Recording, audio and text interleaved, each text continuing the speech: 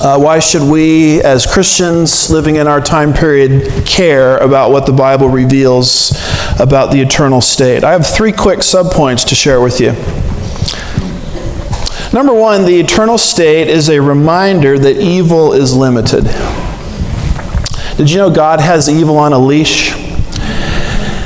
And there was a time in history when evil didn't exist. There'll be a time in history where evil will be no more. You say, well, is this really practical? Well, let me show you how practical this is.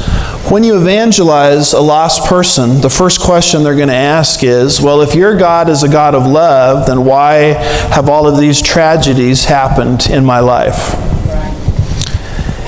And most Christians are sort of caught flat-footed with that. But the reality of the situation is we have a tremendous answer. The world that we're living in is not the design of God. It's a repercussion of the creature's decision to rebel against God. In other words, what is happening today is abnormal. If you want to know what normal is, you study Genesis 1 and 2 before evil entered the picture. And you study Revelation 21 and 22 when evil will leave the picture. And this, to my understanding, is something that's completely unique to the Christian worldview.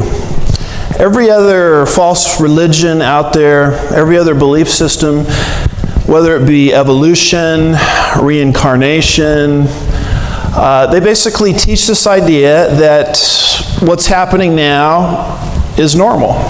It's always been and it will always be. And how different it is when you actually study the Word of God and find that evil is limited, it's on a leash. A time is coming in history in which evil will be no more.